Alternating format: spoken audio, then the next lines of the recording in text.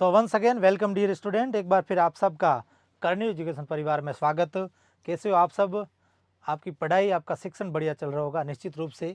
आज मान लीजिए कि आज से आपके लगभग परीक्षा में 5 से 7 दिन बचे हैं और उस दरमियान हमने 2 दिन पहले एक मॉडल पेपर सॉल्व करवाया था, लेकिन उसके बाद आज मॉडल पेपर नहीं है, आज पुराना प्रश्न पत्र है ना, पुराना प्रश्न पत्र। और वो भी कौन सा है? 2018 में पूछा गया था। कब पूछा गया? 2018 में जो प्रश्न पत्र प्री बीएसटीसी में पूछा गया था वो ही प्रश्न पत्र आज मैं लेके आया हूँ, ताकि आप यकीनन जान सके कि किस प्रकार के प्रश्न आते हैं और किस प्रकार से प्रश्नों को सॉल्व किया जाता है। ये सारी चीज़ें तो आपको पता है कि 3 घंटों का समय है, 600 का पूर्णांक है, ये सारी चीज़ें आप भली भांति जान चुके हो। ऐसे निर्देश वगैरह भी लिखे हुए आएंगे, उस चीज़ों को आप बहुत बढ़िया तरीके से डिफाइन कर सकते हो आराम से। ये लिखने की लिख देना अनुक्रमांक वगैरह, रोल नंबर, बाकी कोई ज़्यादा ऐसी समस्या वहाँ पर आएगी नहीं। और इस लोगों के नीचे आपके पेपर का कोड है वो भी लिखा हुआ होगा, किसी का ए हो सकता है, किसी का बी, किसी का सी, किसी का डी, इस प्रकार से है ना। आज हम इस प्रश्न पत्र में सबसे पहले जीके के 50 प्रश्न सॉल्व करेंगे, उसके बाद टीचिंग एप्टीट्यूड के 50 प्रश्न सॉल्व करेंगे, उसके बाद 20 प्रश्न आपके अंग्रेजी के और 30 प्रश्न हिंदी विषय के सॉल्व करने वाले हैं।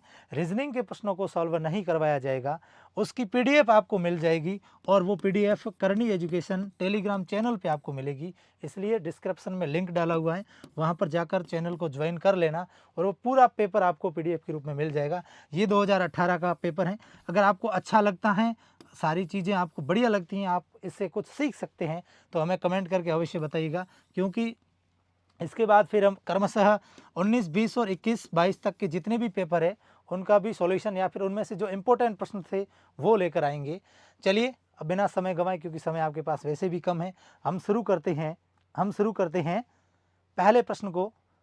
यहाँ पर आपको पहला प्रश्न जो है नज़र आ रहा है वो प्रश्न 51वां है, सीधा 51 है, क्योंकि जीके के रीजनिंग के 50 प्रश्न जो है वो मैंने लिए नहीं है, ये जीके वाले प्रश्न ही मैं आपको सॉल्व करवा रहा हूँ, जिससे कि चलिए पहला प्रश्न ये रहा आपकी स्क्रीन पर, बहुत सरल है एक लिहाज से देखें तो।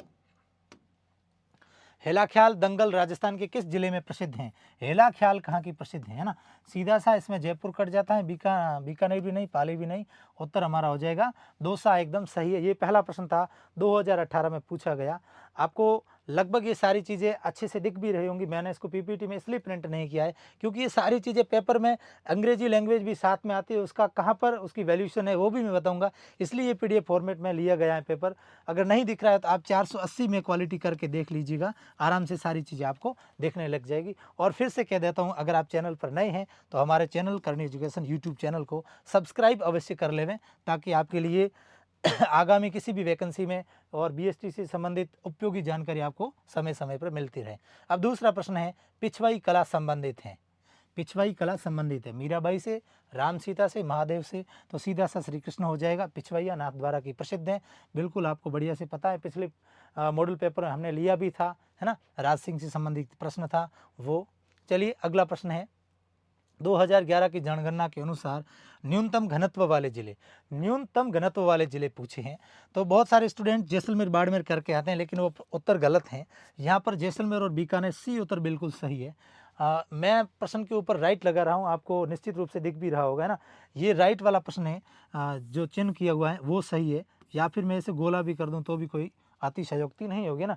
चलिए ये भी दिख रहा है, ओके, मैं राइट लगा देता हूँ, वो थोड़ा सा ठीक रहेगा ऐसे, जैसलमेर और बीकानेर। अगला प्रश्न, ये बहुत सरल प्रश्न है, जनसंख्या से संबंधित आया है, आपकी सिलेबस में है, और अभी आपको घबराने की जरूरत भी नहीं कि राजस्थान की ज्योग्राफी चेंज हो गई है तो वहाँ से ऐसे संभावित प्रश्न नहीं बनेंगे, यही अभी आपको ध्यान में रखना है, अभी जो आपने पढ़ा है वही ध्यान में रखना है। राजस्थान का प्रथम पवन ऊर्जा संयंत्र स्थापित किया गया, प्रथम किया गया अमर सागर जैसलमेर में, बिल्कुल ऐसा ही है। दूसरा पूछे तो ये प्रतापगढ़, देवगढ़ प्रतापगढ़ हो जाएगा, पहला अमर सागर जैसलमेर बिल्कुल सही है। अगला प्रश्न है, बारी आभूषण कहाँ पहना जाता है? यहाँ पर बारी लिखा हुआ है, क्या लिखा हुआ है? बारी लिखा हुआ है ना, ये बारी नहीं है, एक्चुअली में ये बाली आभूषण है। कौन सा बाली? हम क्या कानों में बालियाँ पहनी जाती है ना, वो वाली बाली है। तो इस प्रकार से ये इसमें उत्तर हो जाएगा सही, है ना। वैसे नाक भी इसका उत्तर बिल्कुल सही है। आगे देखिए,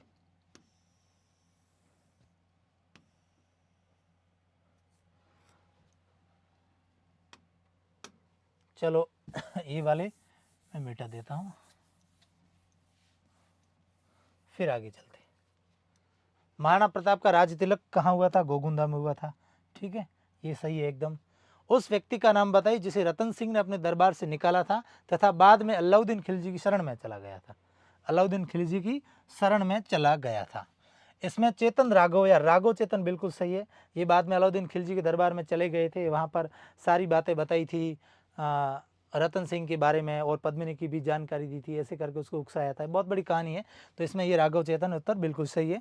यहाँ पर हमारा डी उत्तर हो जाएगा। राजस्थान में भोमट क्षेत्र उदयपुर से संबंधित है, भोमट भील है ना, तो यहाँ पर सीधा सा उत्तर हमारा ये सही हो जाएगा ए। अगला प्रश्न है, प्रथम राजस्थानी फिल्म का नाम नजरानो था। बिल्कुल बढ़िया तरीके से हम समझ सकते हैं।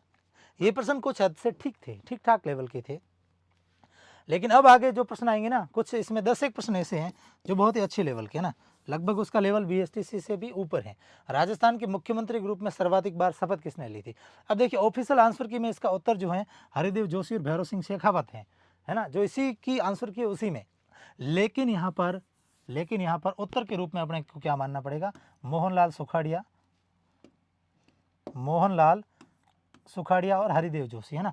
एक ने 4 बार, एक ने 3 बार, तो ये वाला सही हो जाएगा। डेगाना क्षेत्र राजस्थान में किस खनिज के लिए जाना जाता है? तो डेगाना टंगस्टन के लिए प्रसिद्ध है। बहुत सरल प्रश्न है ये। राजस्थान के गांधी के रूप में गोकुल भाई भट्ट को जाना जाता है। ये राजस्थान के सामान्य ज्ञान से संबंधित प्रश्न था। अगला प्रश्न देखिए,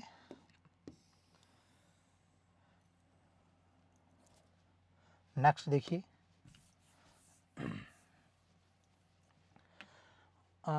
राजस्थान का एकमात्र पक्षी चिकित्सालय जयपुर में है। कहाँ पर है? जयपुर में। ये अच्छा प्रश्न है, बढ़िया प्रश्न था। लाग बाग क्या है? किसानों पर आरोपित कर हैं। लाग बाग को किसानों पर आरोपित कर, वैसे किसान आंदोलन जब पढ़ते हैं तो बिजुलिया से संबंधित ये कर व्यवस्था थी। राजस्थान अपने वर्तमान स्वरूप में कब आया? तो 1 नवंबर 1956, जब उसका 7वां चरण एकीकरण के रूप में पूरा हुआ था, उस समय राजस्थान वर्तमान स्वरूप में आया था और राज्यपाल की सुविधा भी वहाँ पर शुरू हो गई थी। अगला प्रश्न देखिए, हाँ नेक्स्ट प्रश्न को देखिए, 66वां ये प्रश्न रहा। शब्द राजस्थान, है ना, मतलब राजस्थान शब्द पहली बार किस इतिहासकार द्वारा प्रयोग किया गया? कौन सा शब्द? राजस्थान शब्द। तो कर्नल जेम्स टोड ने किया था। बाकी वालों में इनमें से किसी का नाम नहीं। थॉमस होता तो और भी हम सोचते, लेकिन यहाँ कुछ भी नहीं है। कालीबंगा जो एक ऐतिहासिक स्थान है वह राजस्थान के किस जिले में है? कालीबंगा बीकानेर नहीं, गंगानगर भी नहीं, बाड़मेर भी नहीं, जोधपुर भी नहीं। अच्छा ठीक है, इस प्रश्न को डिलीट कर दिया गया था। क्या किया था? इस प्रश्न को डिलीट किया था। करने की वजह क्या थी? करने की वजह थी कि कालीबंगा गंगानगर में नहीं है, कालीबंगा हनुमानगढ़ में है। कहाँ पर है? हनुमानगढ़ में है। तो ये प्रश्न डिलीट किया गया था और इसमें ऑप्शन जो उत्तर सही था वो छपा भी नहीं था, इसलिए वो प्रश्न डिलीट कर दिया गया था। ताम्र संस्कृति के चिन्ह किस जिले में उपलब्ध हैं? उदयपुर में। आहड़ उदयपुर में ताम्र संस्कृति के चिन्ह स्थित हैं। ठीक है, फिर हैं सिरवी जाति से जुड़ी अधिकांशतः जनता किस जिले में पाई जाती है? अब सिरवी जाति जोधपुर में, आई माता उनकी आराध्य देवी है। कौन सी? आई माता उनकी आराध्य देवी है। तो ये वाला इसमें बिल्कुल सही हो जाएगा। ठीक है, ये वाला सही हो जाएगा। फिर आगे देखिए अगला प्रश्न,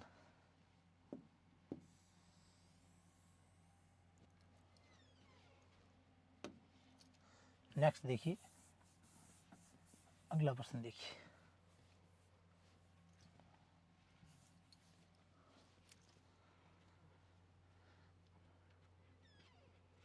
मेवाड़ के शिशुदियों को निम्न माना जाता है। क्या माना जाता है उनको? बिल्कुल सूर्यवंशी माना जाता है। क्या माना जाता है? सूर्यवंशी माना जाता है। ये सही है। राजस्थान की पहली औपचारिक व्याकरण लिखी गई हेमचंद्र सूरी ने लिखी थी, है ना। हेमचंद्र शब्दानुशासन करके एक बहुत अच्छा ग्रंथ लिखा था, जिसको राजस्थान की पहली औपचारिक व्याकरण कहा जाता है। हेमचंद्र सूरी ने लिखा था। बहुत अच्छा प्रश्न है, लेवल का प्रश्न है। संगीत के जयपुर घराने के प्रसिद्ध संगीतकार कौन जाने जाते हैं? देखिए भाई, ये भी बहुत अच्छा प्रश्न है, बहुत ही गजब का प्रश्न पूछा है। जयपुर के संगीत घराने के प्रसिद्ध संगीतकार मल्लिकार्जुन मंसूर को माना जाता है। इसमें डी उत्तर बिल्कुल अच्छा प्रश्न था, अच्छा उत्तर इसका ये डी बैठ रहा है। राजस्थान की फड़ चित्रकारी चित्रकला के किस स्कूल से जुड़ी हुई है? फड़ नाथद्वारा, क्या फड़ शाहपुरा? तो ये मेवाड़ हो जाएगा सही। कौन सा? मेवाड़ इसका उत्तर एकदम सही है।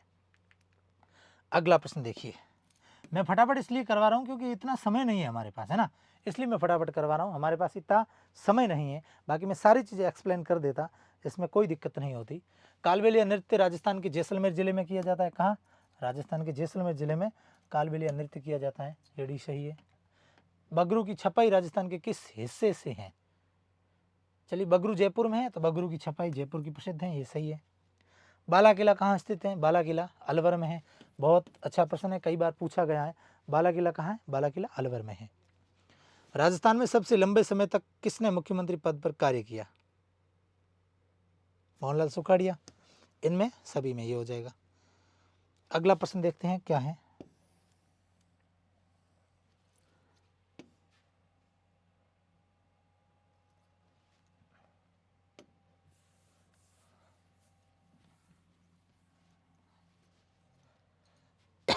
दौलत राम सहारण को राजस्थान में संबोधित करके जाना जाता है। दौलत राम सहारण को किसानों का मसीहा कहा जाता है। ये फैक्चुअल शब्द हैं, बढ़िया अच्छे से याद रखना। क्या है? किसानों का मसीहा दौलत राम सहारण को माना जाता है। अच्छा प्रश्न था। राजस्थान विकास पार्टी की स्थापना किसने की थी? बूटा सिंह ने की थी। 1987 में इसकी स्थापना की गई थी बूटा सिंह द्वारा। बहुत अच्छा प्रश्न है। राजस्थान विकास पार्टी की स्थापना बूटा सिंह ने की थी। 14वीं विधानसभा के सभापति कौन थे? ये तत्कालीन करंट जीके का सवाल पूछा गया। उस समय कैलाश मेघवाल थे सभापति। कौन थे? कैलाश मेघवाल। ठीक है, ये वाला कैलाश मेघवाल थे। और वर्तमान में सीपी जोशी हैं।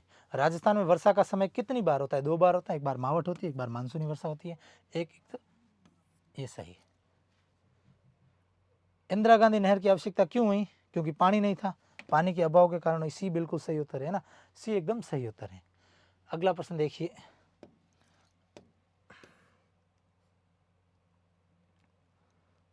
अब देखिए, चलते हैं इस प्रश्न को, लेते हैं 83 को। 83 क्या कहता है? लूनी नदी का उद्गम स्थल किस जिले में? लूनी नाग पहाड़ अजमेर से। बहुत सरल प्रश्न है। लूनी नाग पहाड़ अजमेर से इसका उद्गम स्थल है। इस हिसाब से इस प्रश्न को देख लेना। प्रसिद्ध चांद बावड़ी स्थित है। प्रसिद्ध चांद बावड़ी आबानेरी दोसा है ना। इसमें डी उत्तर एकदम सही है, ये वाला डी। अब मैं इसको एक्सप्लेन इसलिए नहीं कर रहा हूँ कि ये परीक्षा के पॉइंट ऑफ व्यू से कैसे प्रश्न आए उसको ही आपको सीखना है। बाकी हम इसको समझने के लिए एक अलग से क्लास लेके आएंगे। अगर आप कमेंट करके मुझे बताएंगे तो निश्चित रूप से आपके लिए वो बेहद उपयोगी साबित होगी। राजस्थान में किस शहर को नीला शहर कहा जाता है? नीला शहर जोधपुर को कहा जाता है। क्यों कहा जाता है? क्योंकि जोधपुर में बहुत सारे मकानों पर नीला कलर किया हुआ है, इसलिए आसमान से देखने पर वो नीला दिखता है। नीला शहर जोधपुर को कहा जाता है। गार्डन बड़ा बाग कहाँ स्थित है? बड़ा बाग जैसलमेर में है। आप सबको पता है बड़ा बाग कहाँ है? बड़ा बाग जैसलमेर में स्थित है, इसलिए इसका उत्तर ए सही है। विजय सिंह पथिक राजस्थान के स्वतंत्रता सेनानी, उन्होंने एक समाचार पत्र लिखा है ना, समाचार पत्र निकाला, को इस नाम से जाना जाता है। राजस्थान केसरी के नाम से उस समाचार पत्र को जाना जाता था। बाद में वो नवीन राजस्थान हुआ, लेकिन यहाँ पर उत्तर राजस्थान केसरी एकदम सही बैठ रहा है, वो ही हमारा उत्तर इसमें सही होगा।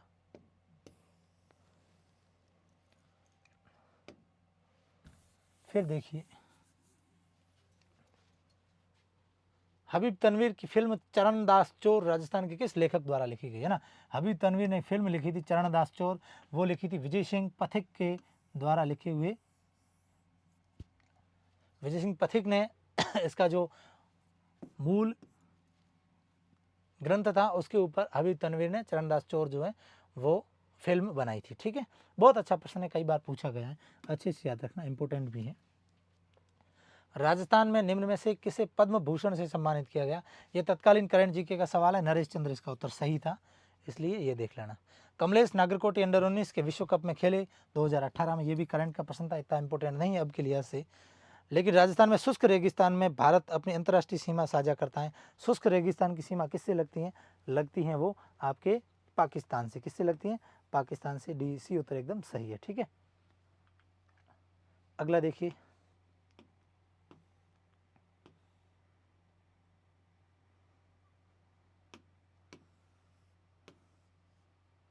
प्रश्न ये रहा।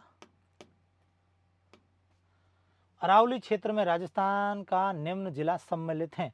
उत्तरी अरावली में, कहाँ पर? उत्तरी अरावली में सिरोही, अजमेर, टोंक। पश्चिमी में, मध्य अरावली में, टोंक का नहीं, दौसा उत्तर सही है ना। 1 नंबर उत्तर दौसा बिल्कुल सही है, जो कि उत्तरी अरावली में स्थित है। पंचायती राज व्यवस्था का आरंभ राजस्थान में नागौर में किस वर्ष हुआ था? 1959 में हुआ था, बगदरी नागौर से। बिल्कुल अच्छी बात है, बगदरी नागौर का एक गाँव है, वहाँ से तत्कालीन प्रधानमंत्री जवाहरलाल नेहरू जी ने शुरुआत की थी। वहाँ से हुआ था 1959 में नागौर से। मीणा समुदाय का परंपरागत नेता किस नाम से जाना जाता है, यानी कि मीणा का जो मुखिया है उसको किस नाम से जाना जाता है, तो मीणा का जो मुखिया है वो पटेल नाम से जाना जाता है। किस नाम से, पटेल नाम से जाना जाता है। राष्ट्रीय राजमार्ग 8 जो दिल्ली को मुंबई से जोड़ता है, राजस्थान से गुजरता है, ये राजस्थान में कितने किलोमीटर है, 688 किलोमीटर इसकी लंबाई है। क्योंकि फैक्चुअल सवाल है, अच्छे से याद रखना, बड़ा अच्छा प्रश्न था। राजस्थान में केंद्रीय विश्वविद्यालय की स्थापना किस वर्ष हुई, राजस्थान में केंद्रीय विश्वविद्यालय की स्थापना किस वर्ष हुई, 2008 में।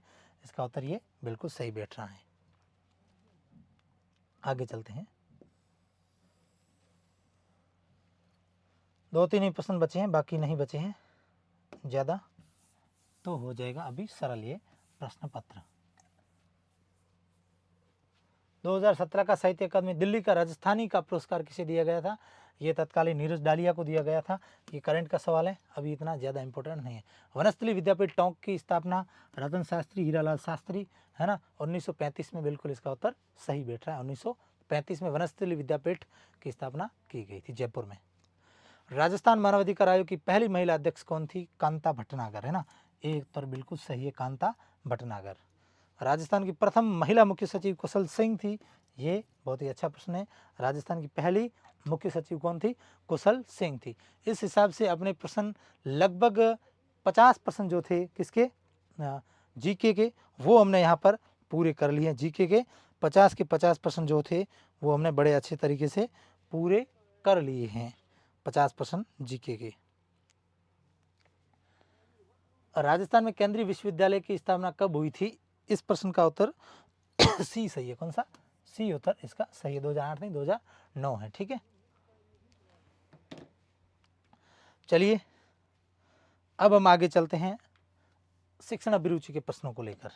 बेहद अच्छे तरीके से देखना है, समझना है। अप्लाइड प्रश्न है, बड़े इसमें अंग्रेजी का सहारा लेकर भी आप बड़े अच्छे तरीके से इन प्रश्नों को सॉल्व कर सकते हैं, अंग्रेजी विषय का सहारा लेके, है ना। चलिए, शिक्षक को समाज में स्थान बनाने के लिए किसी राजनीतिक पार्टी में रहना चाहिए, बिल्कुल नहीं रहना चाहिए। अपने दायित्व को निभाना चाहिए, समाज की गतिविधियों में सक्रिय रहना चाहिए। अधिक से अधिक धन संचय तो है नहीं, अब दो रहे, क्या अपने दायित्व को निभाना चाहिए या समाज की गतिविधियों में अपने आप को सक्रिय रखना चाहिए ना। इसका उत्तर होगा बी सही। अपने दायित्व को निभाएगा तो समाज में ऑटोमेटिकली उसकी वैल्यूशन है वो बढ़ती जाएगी। ठीक है, बाकी समाज की गतिविधियों में भी सक्रिय रहना चाहिए, लेकिन अपने दायित्व का स्पष्ट रूप से वो निर्वहन करता जाएगा तो निश्चित रूप से समाज उसको वैसे ओहदा देने लग जाएगा। एक अध्यापक के रूप में आप अपनी शाम का समय किस कार्य में लगाना पसंद करेंगे, तो निश्चित रूप से राजनीतिक तो होगा नहीं, मनोरंजन भी नहीं होगा, धन प्राप्ति भी नहीं होगा, तो सी डी उत्तर एकदम सही है, सामाजिक कार्यों में। आगे देखते हैं, आगे प्रश्न देखते हैं क्या होता है। माजरा, सफल शिक्षक वही है जो अच्छे अंक देता है, नियमित गृह कार्य देता है, कठोर अनुशासन रखता है, छात्रों की प्रगति के लिए सजग रहता है। तो ये वाला उत्तर एकदम सही है ना। आप छात्रों को दंड देते समय निम्न में से किसके मापदंड का पालन करेंगे, कि उस स्टूडेंट ने अपराध कितना किया है और उस अपराध की गंभीरता कितनी है। इसलिए ये 1 नंबर उत्तर बिल्कुल सही हो जाएगा। ठीक है, अपराध की आवृत्ति है गंभीरता। यदि एक छात्र लगातार विद्यालय में विलंब से आता है, यदि एक छात्र विद्यालय में विलंब से आता है तो आप इसके कारणों का पता लगेंगे। सीधा सा लिखा हुआ है, जहाँ कहीं भी कारण, उदाहरण, ये सारी चीज़ें आती है तो वो करना चाहिए, कारणों का पता लगाएंगे। अगला देखिए, प्रश्न क्या कहता है।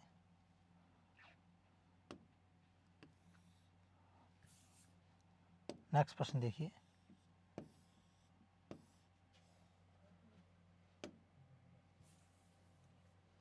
शिक्षक के रूप में आप कब अतिरिक्त दायित्व लेना चाहेंगे, शिक्षक के रूप में आप अतिरिक्त दायित्व कब लेना चाहेंगे, है ना। Additional responsibility as a teacher कब लेंगे, फॉर न्यू नॉलेज, क्या नए ज्ञान के लिए अतिरिक्त आप उत्तरदायित्व लेंगे। बिल्कुल, हम जब उत्तरदायित्व लेंगे तो हमें नए ज्ञान की प्राप्ति होगी। जैसे कि किसी व्यक्ति ने कभी नेतृत्व किया नहीं है ना, कभी आज आपको कहा कि आप जाइए, एक सांस्कृतिक कार्यक्रम है, कोई जयंती है, उसका आपको क्या करना है, पूरा का पूरा उसको ऑर्गेनाइज करना है, पूरा का पूरा आपको संचालित करना है, तो उसको बिल्कुल नया ज्ञान प्राप्त होगा, एक नया अनुभव प्राप्त होगा। इस हिसाब से इसमें ये उत्तर सही है। बाकी सहयोग के लिए उत्तरदायित्व नहीं, नए ज्ञान के लिए उत्तरदायित्व लेना चाहिए, ये सही है। सजगता पैदा करने के लिए सर्वोत्तम साधन सीधा सा लिखा था पुस्तक होती है। क्या होती है? पुस्तक होती है, कई बार पूछा भी गया है। अध्यापक का सामान्य ज्ञान बढ़ाने में सहायक कौन है? अध्यापक का सामान्य ज्ञान बढ़ाने में पत्र पत्रिकाएं सहायक है, जो कि सामान्य ज्ञान बढ़ाएंगे। ठीक है, अगला प्रश्न देखिए, ये रहा अगला प्रश्न। क्या होता है देखते हैं इसका उत्तर। शिक्षा का एक प्रमुख उद्देश्य है भाषा कौशल का विकास, सामाजिक नागरिकता का दंड देना, व्यक्तित्व विकास हो गया उत्तर, सीधा सही है ना। व्यक्तित्व का विकास शिक्षा का प्रमुख उद्देश्य है, ये बिल्कुल सही उत्तर है। सफल नेतृत्व होता है प्रजातांत्रिक। कैसा होता है? प्रजातांत्रिक, है ना, प्रजातांत्रिक। सक्सेसफुल लीडरशिप इज, कौन सा हो जाएगा इसमें उत्तर? प्रजातांत्रिक सही हो जाएगा, है ना। डेमोक्रेटिक जो है वो उत्तर बिल्कुल सही हो जाएगा। अध्यापन व्यवसाय में शिक्षक ट्यूशन करते हैं क्योंकि, अब देखो इसमें उत्तर जो है ना ऑफिशियल आंसर की में उसका वेतन कम है, ये बिल्कुल बताया गया है कि शिक्षक ट्यूशन क्यों करते हैं, क्योंकि उनका वेतन कम है। लेकिन कई बार ऐसा भी होता है कि स्वयं के ज्ञान में अभिवृद्धि होने से अपने ज्ञान का प्रसार करना चाहते हैं ना, इस वाली भी लाइन को हम ठीक समझते हैं। लेकिन ट्यूशन, ऐसा मनोविज्ञान मानता है कि वो उनका वेतन कम है तब वो ट्यूशन करते हैं। बाकी डी उत्तर भी सही हो सकता है, ये वाला संभावना इसकी भी अच्छी है, तो इसका उत्तर ये सी सही है। फिर नेक्स्ट देखिए, अगला प्रश्न देखिए क्या है। अगला प्रश्न देखिए, शिक्षक द्वारा छात्रों को दी जाने वाली शिक्षा निम्न में से संबंधित होनी चाहिए। शिक्षा व्यावसायिकों, वैज्ञानिकों, संस्कृति एवं अध्यात्म से संबंधित उपयुक्त सभी, इसमें उत्तर सही हो जाए, सभी प्रकार की शिक्षा होनी चाहिए, ये हमें ठीक से ध्यान रखना है।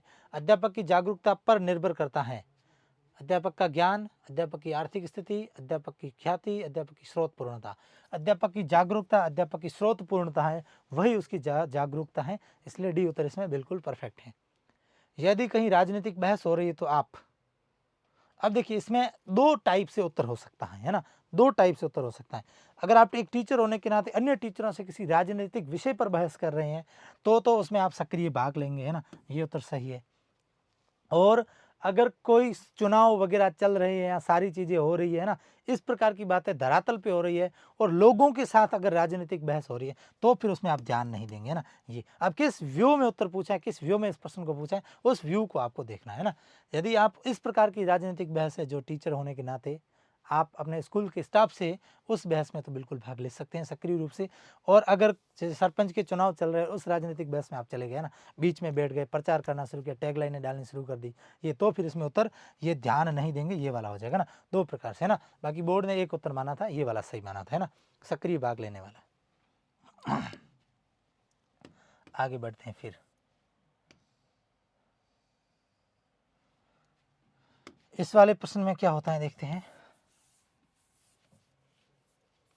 छात्रों का सर्वांगीण विकास किया जा सकता है शिक्षण सुविधा देकर, सामाजिक दायित्व का बोध करा के, छात्रों के स्वयं हित का ज्ञान देकर।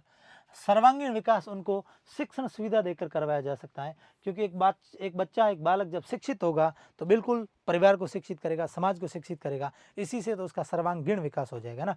इसलिए इसमें शिक्षण सुविधा देकर छात्र का सर्वांगीण विकास किया जा सकता है। बाकी छात्र के स्वयं के हित का ज्ञान कराने से अब उसमें एक कहते हैं ना कि सेल्फिश वाली प्रवृत्ति आ जाएगी, और सामाजिक दायित्व देने से केवल उसका सामाजिक विकास होगा, बाकी मानसिक शारीरिक विकास नहीं होगा, है ना। और शिक्षण सुविधा से वो शिक्षण में सारी चीज़ें आ जाती है, क्योंकि जब वो विद्यालय जाएगा वहाँ पर पढ़ने के लिए जाएगा, उसका मानसिक विकास होगा, टीचर्स उसको खिलवाएंगे करेंगे, खेलों से उसका शारीरिक विकास हो जाएगा, सारी सुविधाएं वहाँ पर मिलने के कारण और उसका सर्वांगीण विकास वहाँ पर हो जाएगा, है ना। एक विद्यालय के व्यू से इसको माना है। समूह का नेता तभी सफल नेतृत्व दे सकता है जब वह खुद, यहाँ पर देखिए यहाँ पर भी दो उत्तर बनने की संभावना है। एक तो सीधा उत्तर गंभीर होना चाहिए, क्योंकि नेता बाकी वालों से थोड़ा सा अलग प्रवृत्ति का होना चाहिए, तभी लोग उनकी बातों को मानेंगे, अनुसरण करेंगे। बाकी अनुशासन ये भी होना चाहिए ना, अनुशासन को मानने वाला भी होना चाहिए, ये बात भी ठीक है। जटिल तथा कठिन विषय वस्तु का शिक्षण कराना चाहिए खंडों में, है ना, सेक्शंस में बांट करके उनको कराना चाहिए ना, इस हिसाब से। अगला प्रश्न है, क्या होता है देखिए इसका उत्तर। इसका उत्तर देखते हैं क्या होता है अगले प्रश्न का।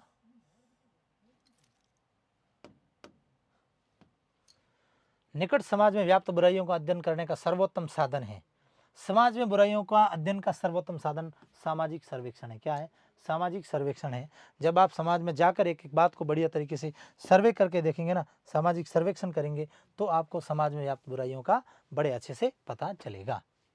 प्रभावी निर्णय निर्माण निर्भर करता है सदस्य नेता सदस्य दोनों की मध्य अंतःक्रिया। ये वाला उत्तर बिल्कुल सही है ना। दोनों के मध्य जब अंतःक्रिया होगी, है ना, दोनों के मध्य जब अंतःक्रिया होगी तो फिर ये जो प्रभावी है नेतृत्व अपने आप में हो जाएगा, निर्णय भी इसका अच्छा आएगा। ठीक है। मुझे अक्सर क्रोध आता है जब लोग मेरी बात नहीं मानते, अपने स्वार्थ की बात करते हैं, आपस में झगड़ा करते हैं, किसी निर्दोष को दोष देते हैं। ये उत्तर बिल्कुल सही है। मुझे बिल्कुल गुस्सा उस समय आता है जब व्यक्ति किसी निर्दोष को क्या देते हैं, किसी निर्दोष को दोष देने लग जाते हैं, तब मुझे क्या है, गुस्सा आ जाता है। ठीक है। इस प्रकार से ये वाली बात थी। अब देखो, थोड़ा PDF वाला फॉर्मेट है ना, तो इसमें सारा ये मिटाना करना पड़ता है। शिक्षा में सुधार किस प्रकार से किया जा सकता है? अब देखो, कई बार तो इसमें उत्तर जो है प्रशासनिक सुधार भी होता है, लेकिन अब ये आपको ध्यान में रखना है कि श्रेष्ठ शिक्षकों की नियुक्ति करके शिक्षा में सुधार किया जा सकता है। ये इसका बिल्कुल सही उत्तर है। बाकी इसमें धन अधिक व्यय करने से और परीक्षा पद्धति से तो कोई लेना देना नहीं है। प्रशासनिक सुधार, शिक्षा की प्रशासनिक सुधार भी होने चाहिए, लेकिन उसके साथ साथ जब श्रेष्ठ शिक्षकों की नियुक्ति होगी तो नो डाउट शिक्षा जो है अपने आप में सुधर जाएगी। छात्रों को पाठ समझ में नहीं आने पर अध्यापक को चाहिए बिल्कुल उसको दोबारा समझाना चाहिए, एक्सप्लेन अगेन, है ना, दोबारा क्या करना चाहिए, समझाना चाहिए। तो ये उत्तर एकदम सही बैठ रहा है। छात्र में चोरी की आदत छोड़ने के लिए अध्यापक को क्या चाहिए? ताड़ना देकर, इसके ऐसा भी नहीं करना चाहिए, सजा नहीं देनी चाहिए, दुष्परिणाम बताने चाहिए, उदाहरण देकर समझाना चाहिए। यहाँ पर उदाहरण कौन सा है? चोरी का उदाहरण, मतलब स्वयं तो उदाहरण देगा, चोरी करेगा क्या, स्वयं खुद चोरी करके आएगा, वो उदाहरण नहीं होगा ना, ऐसा नहीं ना, ऐसा भी नहीं होगा। दुष्परिणाम बताने चाहिए। क्या बताने चाहिए? दुष्परिणाम इसके बताने चाहिए। एक्सप्लेन इन इफेक्ट, है ना, जो उसके इफेक्ट हैं वो बताने चाहिए। विषयों के चयन के लिए आवश्यक है विद्वता की, शैक्षिक निर्देशन की। विषयों के चयन के लिए शैक्षिक निर्देशन ही चाहिए। क्या चाहिए? शैक्षिक निर्देशन, यानी कि एजुकेशनल गाइडेंस चाहिए। क्या चाहिए? एजुकेशनल गाइडेंस चाहिए। इसलिए हमारा उत्तर इसमें बी बिल्कुल सटीक बैठ रहा है। ठीक है, बी बिल्कुल सही उत्तर बैठ रहा है। अगला प्रश्न देखिए, अगला प्रश्न देखिए, बड़े अच्छे से समझ कर करना है कि क्या इसका उत्तर हो सकता है। ठीक है, क्या इसका उत्तर हो सकता है। ये लो, अध्यापक को देश विदेश की घटनाओं की जानकारी के लिए समाचार पत्र पढ़ने चाहिए। क्या करना चाहिए? समाचार पत्रों को पढ़ना चाहिए, न्यूज़पेपर पढ़ने चाहिए, ताकि उसको देश विदेश की तमाम घटनाओं के बारे में जानकारी होती रहे ना। आपको लग रहा हो कि सर बहुत फास्ट चल रहे हैं, है ना, केवल सीधे उत्तर ही बता दे। अभी समय केवल इतना है। ये प्रश्न पत्र मैं क्यों लाया था, आपको पता चल जाए कि कैसे प्रश्न आते हैं, उसी प्रश्नों को आप बढ़िया तरीके से देख के जाएं एक कम समय में, है ना। एक ऐसी मानसिकता, ऐसी मेंटलिटी सेट करने के लिए ये सारी चीज़ें हो रही है। कक्षा में पढ़ाते समय शिक्षकों को चाहिए छात्रों के सक्रिय सहयोग का प्रयास करें, छात्रों को निष्क्रिय नहीं, कठिनाई भी नहीं, छात्रों को कोई ध्यान, छात्रों के सक्रिय सहयोग का प्रयास करें। बिल्कुल छात्र जो हैं वो बिल्कुल सक्रिय सहयोग भी दें, है ना। कक्षा में छात्रों को प्रेरित करने के लिए शिक्षकों को चाहिए हमेशा अपने छात्रों की सराहना तो हमेशा नहीं करने, ऊपर चढ़ जाएंगे, आलोचना भी नहीं करनी चाहिए, लेकिन प्रशंसा और आलोचना का उपयोग करना चाहिए कई बार। तो सी उत्तर एकदम सही है हमारा, सी उत्तर। हम विवेक से प्रशंसा और आलोचना, कई बार उनको प्रशंसा भी करनी चाहिए, कई बार उसकी आलोचना भी करनी चाहिए, और दिमाग से करनी चाहिए, ज़्यादा कभी कभी कम, इस हिसाब से आप उसको कर सकते हो। ठीक है,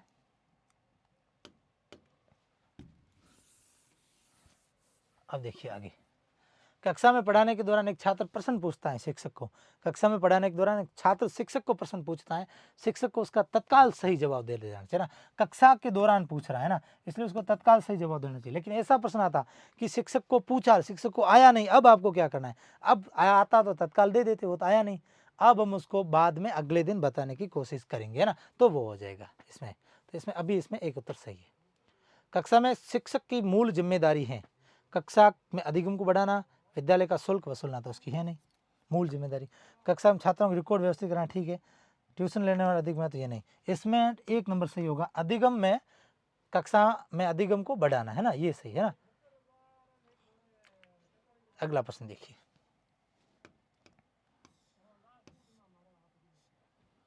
अगला प्रश्न देखिए क्या होता है।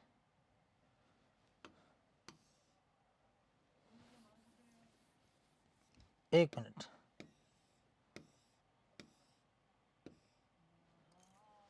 एक कक्षा शिक्षक को अपने छात्रों के साथ व्यवहार करने की उम्मीद है। सभी छात्रों के साथ समान, बुद्धिमान छात्रों के साथ अधिक गंभीर, गरीब छात्रों के प्रति अलगाव, छात्रों की उम्मीदों के अनुसार। एक शिक्षक को अपने छात्रों के साथ व्यवहार करने की उम्मीद है ना। एक शिक्षक को अपने छात्रों के साथ व्यवहार करने की उम्मीद है। देखिए अब इसमें है ना, इसमें छात्रों के साथ व्यवहार उनकी उम्मीदों के अनुसार होगा, है ना, वो जैसी उम्मीद करते हैं उसके अनुसार होगा। अब इंटेलिजेंट स्टूडेंट बहुत ज़्यादा उम्मीदें करेगा और कमज़ोर स्टूडेंट थोड़ी बहुत उम्मीद करेगा, उसी के अनुसार उसको व्यवहार करना चाहिए, है ना। बिहेवियर अकॉर्डिंग टू द, यहाँ पर जो स्टूडेंट एक्सपेक्टेशन करते हैं उसके अनुसार उसको करना चाहिए ना। ये इसका उत्तर बिल्कुल सही हो जाएगा, ठीक है।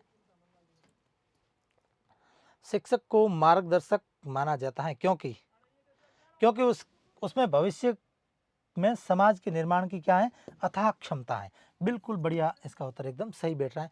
बाकी विश्वास का प्रतीक नहीं है, वो समाज के लिए एक रखवाला भी नहीं है, कुंठाओं को आकार देने वाला, दो तो सीधे नेगेटिव हो गए, तो ये वाला हो जाएगा ना ये।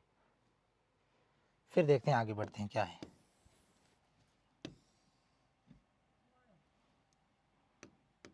नेक्स्ट क्या होता है देखते हैं। नेक्स्ट क्या होता है, शिक्षण मुख्य रूप से कुशल और प्रशिक्षित शिक्षकों द्वारा किया जाना चाहिए। युवा प्रतिभाशाली है नहीं, अप्रशिक्षित है नहीं, अनुभवी शिक्षकों द्वारा किया जाना चाहिए। लेकिन मुख्य रूप से कुशल और प्रशिक्षित जो टीचर होते हैं ना, है ना, वो यानी स्किल्ड एंड ट्रेनेड टीचर, जिनकी ट्रेनिंग बहुत अच्छे से हुई है, इस प्रकार के टीचर को करवाना चाहिए। एक शिक्षक के रूप में छात्रों में मानव गुणों को विकसित करने के लिए आप कुछ भी गलत नहीं करेंगे ताकि बच्चों को गलत संदेश ना जाए। बिल्कुल सही बात है, बहुत अच्छा उत्तर इसका सीधा पड़ा है। बाकी वाले देख भी लेते हैं। प्रतिबिंब जिन्हें आत्मसात करना चाहते हैं, लगातार बताएंगे, उन्हें समझेंगे नहीं, वर्तमान संदर्भ के अनुरूप बच्चों में बदलाव नहीं। ये बिल्कुल से एक शिक्षक के रूप में छात्रों में मानव गुणों को विकसित करने के लिए आप कुछ भी गलत नहीं करेंगे ताकि बच्चों को गलत संदेश नहीं जाए। ये बिल्कुल उत्तर एकदम सही है। अगला देखिए प्रश्न, बहुत ही अच्छा प्रश्न है, बहुत ही बढ़िया प्रश्न है। अगला प्रश्न देखिए 134, कक्षा का मॉनिटर होना चाहिए कक्षा का सबसे लोकप्रिय विद्यार्थी। बिल्कुल सही है। बाकी वाले शक्तिशाली भी नहीं, प्यारा भी नहीं, बहिर्मुखी भी नहीं, है ना, ये भी नहीं होना चाहिए। शिक्षक छात्रों में नैतिक मूल्यों को विकसित कर सकते हैं क्योंकि उनको विद्यार्थियों में प्रेरित करने की क्षमता होती है। क्या होती है, विद्यार्थियों को प्रेरित करने की क्षमता होती है ना। आदर्श तो है ही बिल्कुल, वो है ना, वो बिल्कुल रोल मॉडल तो है ना। Teachers is student for role model भी है, यहाँ पर भी ये ठीक उत्तर बैठ रहा है। लेकिन सबसे ज़्यादा प्रोबेबिलिटी शिक्षक में विद्यार्थियों को प्रेरित करने की क्षमता होती है ना, ऐसे teachers has ability to motivate students, है ना, उनको मोटिवेट करने की उनमें क्या होती है, प्रेरणा होती है, उनमें शक्ति होती है, इसलिए छात्रों से प्रेरित हो जाते हैं। फिर अगला प्रश्न हम देखते हैं। अंग्रेजी में बहुत बड़ा दिया हुआ, हिंदी का प्रश्न लेते हैं, फिर उसको हम समझेंगे आगे। 36वां प्रश्न क्या कह रहा है, 36वां प्रश्न, मान लीजिए आपकी कक्षा में एक प्रतिभाशाली छात्र बैठा है और आपके सभी प्रश्नों के त्वरित उत्तर देता है, बिल्कुल देता है ना, प्रतिभाशाली है तो आप अपने छात्र के संबंध में क्या करेंगे। त्वरित उत्तर देता है तो आप अपने छात्र के संबंध में क्या करेंगे। आप तुलनात्मक रूप से कठिन प्रश्न पूछेंगे और उसे अधीर न होने के लिए मनाएंगे। बिल्कुल ठीक बात है। उसी का एक अधीर होना अनुपयुक्त व्यवहार, ये गलत है। आप विद्यार्थियों से अत्यधिक जटिल प्रश्न भी नहीं पूछेंगे। आप समझते हैं कि तुरंत सभी उत्तर देने चाहिए ताकि आप अपनी जिम्मेदारी से मुक्त हो सके, ये भी गलत है। अब ये करना चाहिए कि आप तुलनात्मक रूप से कठिन प्रश्न पूछेंगे ना, बाकी वाले स्टूडेंट की जो तुलना है उससे ज़्यादा इनको प्रश्न पूछेंगे और अधीर ना होने के लिए मानेंगे, है ना। भाई तू तो इंटेलिजेंट है, तेरे को तो इतने मैं कुछ लेवल के प्रश्न पूछूंगा, घबराने की कोई जरूरत नहीं ना, अधीर होने की यहाँ पर कोई आवश्यकता नहीं है। मैं आपको जो है तुलनात्मक रूप से कैसे पूछूंगा, थोड़े कठिन प्रश्न पूछूंगा, है ना। ये बिल्कुल बढ़िया प्रश्न है, हमने इसको अच्छे से करा भी है ना, इसको अच्छे से करा भी है। यह माना जाता है कि महिला शिक्षक प्राथमिक स्तर की शिक्षा के लिए अधिक उपयुक्त हैं। बिल्कुल, क्योंकि ये बच्चे के साथ धैर्यपूर्ण और प्यार से काम करती है ना, धैर्यपूर्ण और काम से प्यार करती है ना, प्यार से काम करती है ना, बिल्कुल सही है ना इसका उत्तर। क्योंकि छोटी छोटी कक्षाओं के लिए महिला शिक्षक होनी बहुत ही आवश्यक है। व्यवसायों के लिए तो कम नहीं हो जाएगा, कम वेतन पर भी नहीं आती है और उच्च योग्यता की कोई आवश्यकता नहीं, ये भी इसमें गलत है। आगे देखिए,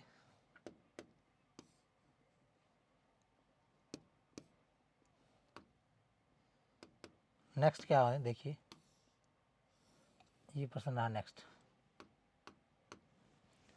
जब आप किसी व्यक्ति को दरवाजा बंद करने के लिए निर्देश देते हैं और वह कड़ाई से निर्देश का पालन करता है ना, वह कड़ाई से निर्देश का पालन करता है, तो क्या निष्कर्ष निकाला जा सकता है कि आपने एक प्रभावी निर्देश दिया है। क्या दिया है? आपने एक प्रभावी निर्देश दिया है ना। ये निर्देशों से संबंधित जब हम नेतृत्व पढ़ेंगे तो वहाँ से ये प्रश्न आया है। आपको ये मैंने प्रश्न ऑफलाइन क्लास में कई बार करवाया है कि प्रभावी निर्देश हैं, इसी के कारण जो है उसने उसका कड़ाई से आपके निर्देश का पालन किया। इसीलिए तो होता है ना, हम कहते हैं कि भी दरवाजा बंद कर दे, नहीं करके जाता है। हम कहते दरवाजा बंद करके जाना, देख लेना नहीं तो, है ना, तो फिर वो दरवाजा बंद करे ना, इसका मतलब कड़ाई से उसने पालन किया है। कक्षा कक्ष में संचार निर्भर करता है, विषय की कठिनाई नहीं, संचार अंतःक्रिया पे करता है ना। कक्षा कक्ष की अंतःक्रिया पे संचार जो है बिल्कुल निर्भर करता है। अगला देखिए, नेक्स्ट देखिए, नेक्स्ट देखिए क्या है। देखिए, एक शिक्षक को करना चाहिए अधिकाधिक मात्रा में धन कमाना गलत, छात्रों के शैक्षिक उत्थान के लिए प्रयास ठीक है, छात्रों के हित के लिए कार्य ठीक है, छात्रों की देखभाल ये भी नहीं है ना। तो यहाँ पर छात्रों के शैक्षिक उत्थान के लिए प्रयास हमेशा करने चाहिए एक शिक्षक को, ये बिल्कुल सही बात हो जाएगी, है ना। ग्रामीण क्षेत्रों में विद्यालय छोड़ने की सर्वाधिक दर का कारण क्या है? शिक्षकों के साथ अनुपयुक्त पारस्परिक संबंध। इसके कारण बिल्कुल ग्रामीण क्षेत्रों में शिक्षकों के साथ अनुपयुक्त पारस्परिक संबंध रहने के कारण शिक्षक ध्यान नहीं देते हैं, यूं ही बैठे रहते हैं, है ना। इस कारण जो है इंटरपर्सनल रिलेशंस विथ टीचर्स, है ना, ये जो है वो अनुपयुक्त हो जाती हैं, जिसके कारण स्टूडेंट जो है, बाकी अप्रासंगिक पाठ्यक्रम तो शहरी वालों के भी होता है ना, गरीब शहरी लोग भी होते हैं ना, त्वरित रोजगार के लिए उत्सुकता ये भी नहीं है ना, ये भी नहीं है। लेकिन इसका शिक्षकों के साथ जो कॉम्बिनेशन है वो अच्छा नहीं रहता है, रिलेशंस अच्छे नहीं रहते हैं, जिस कारण वो स्कूल्स छोड़ देते हैं। ये बिल्कुल ऑफिशियल आंसर की में सारी चीज़ें बताई गई हैं, वहीं से मैं आपको सारी चीज़ें प्रूफ करके भी बता दूंगा, ठीक है। अगला प्रश्न देखिए क्या कहता है। एक शिक्षक अपने छात्रों से मधुर संबंध किस प्रकार स्थापित कर सकता है? सदैव हंसी मजाक तो नहीं कर सकता है, उनसे उचित दूरी बनाने से भी नहीं होगा, उनकी समस्याओं को सुनने के बाद निदान करके, बिल्कुल बहुत अच्छी चीज़ है ना, उनकी जो प्रॉब्लम्स है उनका सॉल्यूशन करने के बाद बिल्कुल उनसे वो मधुर संबंध बना सकता है। छात्रों को अपना मित्र बनाकर भी नहीं है ना, ये भी गलत है ना, ये भी गलत है। यदि कुछ निर्धन छात्र आपसे अतिरिक्त समय में पढ़ना चाहते हैं तो आप बिल्कुल ऐसा होना चाहिए ना, बिल्कुल ट्यूशन देने के लिए कहेंगे, ठीक है, उन्हें टालते रहेंगे, ये तो नेगेटिव है। आवश्यकता के अनुसार समय पर उनकी कठिनाई को पूरा करेंगे, बिल्कुल सही उत्तर है ना, सी उत्तर एकदम सही बैठ रहा है। किसी अन्य शिक्षक के पास भेजेंगे, ये भी नहीं करेंगे ना, तो यहाँ पर सी उत्तर एकदम सही है, एकदम करेक्ट उत्तर है। शैक्षिक यात्रा के दौरान बैठने की जगह को लेकर एक छात्र किसी वृद्ध से झगड़ा कर बैठता है ना, एक छात्र किसी डोकरे को वहां से भगा देता है, झगड़ा करता है, लड़ाई करता है, इस परिस्थिति में छात्र का पक्ष लूंगा, बिल्कुल ही गलत है। अनदेखा करूंगा, बिल्कुल ही गलत है। समझाऊंगा कि बड़ों का आदर करें, ये बिल्कुल सही उत्तर है ना। निपटाने के लिए दखल दूंगा, ये भी गलत है। उन्हें समझाऊंगा कि बड़ों का क्या करना चाहिए, आदर करना चाहिए, ठीक है, तो ये उत्तर इसमें सही बैठ रहा है। आगे देखते हैं 145 क्या कहता है। 145 क्या कहता है, देखिए क्या कहता है 145। छात्रों की प्रगति का ब्यौरा अभिभावकों को देना आवश्यक है, बिल्कुल आवश्यक है, इससे अभिभावक अपने बच्चों की प्रगति जान सकेंगे, यही उत्तर है, यही एकदम परफेक्ट उत्तर बैठा है। ट्यूशन लेने के लिए उचित नहीं होगा, बच्चों को डर बना रहता है, ये भी गलत है। अभिभावकों को गलत जानकारी नहीं दे सकते, ये भी गलत है ना। सीधा हमारा उत्तर कौन सा बैठ रहा है, सीधा हमारा उत्तर इसमें बैठ रहा है आपके 1 नंबर एकदम सही उत्तर है। आगे देखिए, आगे देखिए, अगला प्रश्न देखिए 146 देखिए। यदि आप मूल्यांकन कर रहे हैं तो आप कार्य के अनुसार ही अंक प्रदान करेंगे, अधिक अंक देंगे ट्यूशन पढ़ने आते नहीं देंगे, भाई ट्यूशन पढ़ने आए जच्चे जो करे, अमीर छात्रों को भी नहीं देंगे ना पिछड़े को देंगे, कार्य के अनुसार ही अंक देंगे। क्या करेंगे, कार्य के अनुसार ही अंक देंगे। 1 नंबर उत्तर बिल्कुल सही है। फिर देखते हैं, एक अध्यापक को दृश्य श्रव्य सामग्री का प्रयोग करना चाहिए, क्योंकि पाठ में रुचि भी रहती है, छात्रों का ध्यान पढ़ाई में बिल्कुल रहता है, ज्ञान को वास्तविक रूप प्रदान करता है, और पाठ में भी विविधता लाती है। इसका मतलब उपयुक्त सभी, यानी कि चारों ऑप्शन बिल्कुल सही है इसमें ना, चारों के 4 ऑप्शन सही है। कक्षा संप्रेषण कैसा होना चाहिए, छात्र केंद्रित। कैसा होना चाहिए, छात्र केंद्रित होना चाहिए, बिल्कुल सी ऑप्शन इसमें सही है ना। अंतिम 2 प्रश्न बचे हैं, लेते हैं। अंतिम 2 प्रश्न ये रहे, है ना, अंतिम 2 प्रश्न ये रहे। देखिए फिर अंतिम ये 2 प्रश्न। कक्षा में आईसीटी प्रयोग करते समय, जब आप आईसीटी प्रयोग करेंगे तो अध्यापक की आवश्यकता नहीं रहेगी, बिल्कुल रहेगी, उसको सारी चीज़ें आप देख रहे हैं सारी आईसीटी वाली है। अध्यापक के लिए कार्यभार अधिक हो जाएगा, अधिक नहीं होगा, है ना, ये मेरे को सारी चीज़ें लिखनी नहीं पड़े, फटाफट में से 100% अभी आपको मैंने करवा दी लगभग 40-45 मिनट में, है ना। अभी लिखता तो मेरे को 5 दिन लग जाते, है ना, इसका मतलब ये भी गलत है। अध्यापक की भूमिका समन्वयक के रूप में होगी, है ना, बिल्कुल सही है ना, बिल्कुल सही है ना, कि उनकी उसकी जो है वो फैसिलिटेटर के रूप में क्या हो जाएगी, उसकी भूमिका हो जाएगी। अध्यापक की भूमिका केंद्रीय नहीं होगी, है ना, केंद्रीय नहीं होगी, सेंट्रल उसकी भूमिका नहीं होगी। इसका मतलब सी उत्तर एकदम सही बैठ रहा है इसमें, ये हो जाएगा। समाज में शिक्षकों का स्तर ऊंचा होना चाहिए क्योंकि वे भावी नागरिकों को तैयार करते हैं, है ना, प्रिपेयर द फ्यूचर सिटीजन्स, बिल्कुल इसमें सी उत्तर एकदम सही है, तो सी उत्तर इसमें सही हो जाएगा। ठीक है, सी उत्तर जो है सही हो जाएगा। इस हिसाब से ये हमारे 50% तो थे जीके के राजस्थान के और 50% थे टीचिंग एप्टीट्यूड के। बड़े मैंने फास्ट करवाए हैं आज, है ना, कल मैंने ज़्यादा समय लिया, अब बहुत ही फास्टली करवाए हैं। अब इसके बाद आपके प्रश्न रहने वाले हैं अंग्रेजी के। अंग्रेजी के प्रश्नों को सॉल्व करने के लिए मैं आमंत्रित करता हूँ मेरे साथी HD सर को, वो आपको जो है अंग्रेजी के प्रश्नों को सॉल्व करवाएंगे बड़े अच्छे तरीके से। विश्वास के साथ पढ़ते रहिए, हमारी टीम आपको बहुत कुछ सिखाएगी। ठीक है, अगर चैनल पे नए हैं तो सब्सक्राइब कर लेना। आइए सर, स्वागत।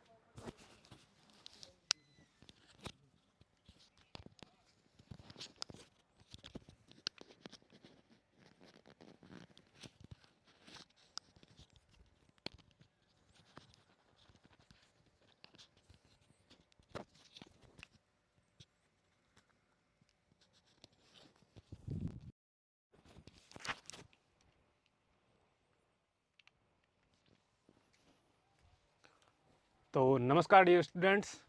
तो आज हम सॉल्व करेंगे अब अपने अंग्रेजी के जो क्वेश्चन आपके बचे हुए, वो जेडी सर ने बाकी वाले जो आपके जीके के क्वेश्चन थे वो आपको सॉल्व करा दिए। तो चलिए देखते हैं इंग्लिश के क्वेश्चन कैसे थे और क्या उनके आंसर्स थे। ठीक है, तो जो पहला अपना क्वेश्चन है वो है choose the option that is correct. जो इनमें से हमें एक ऑप्शन चूज करना है जो कि सही है। तो पर्सन क्या है, पर्सन है कि the teacher was too angry that she left the classroom. एक सेंटेंस दिया हुआ है हमारे सामने कि the teacher was too angry, जो शिक्षक था वो बहुत ज्यादा गुस्से में था, that she left the classroom, और इसलिए उसने, जो शिक्षिका थी वो बहुत ज्यादा गुस्से में थी और इसीलिए उन्होंने क्लासरूम छोड़ दिया।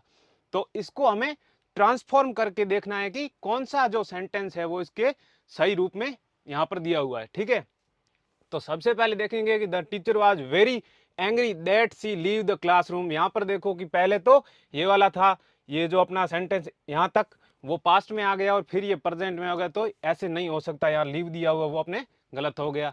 और दूसरे में the teacher was so angry that she left the classroom. और तीसरे जो हमारा सी है उसमें दिया हुआ है the teacher was too angry and she had left the classroom. और जो डी है उसमें है the teacher was too angry but she leave the classroom. और यहाँ पर भी वही सेम जो फर्स्ट फॉर्म दी हुई है। तो इसका जो सही उत्तर होगा वो होगा टू को यहाँ पर सो में चेंज कर दिया गया है और बाकी वाला सेंटेंस जो था वो सेम का सेम रख दिया गया। तो अपना उत्तर हो जाएगा बी। ठीक है, अब देखो आगे दूसरा है choose the option with the word that is closest in the meaning. इसका मतलब ये हुआ कि वो वाला वर्ड हमें चूज करना है जो यहाँ पर 4 ऑप्शन दिए उनमें से सबसे ज्यादा मीनिंग में क्लोज कौन सा वर्ड है। ठीक है, और वर्ड यहाँ पर दिया हुआ है अबेंडन। अबेंडन का आप सभी को पता है कि अर्थ होता है, जो अबेंडन का मतलब होता है वो है त्याग देना। ठीक है, किसी चीज को त्याग देना, छोड़ देना।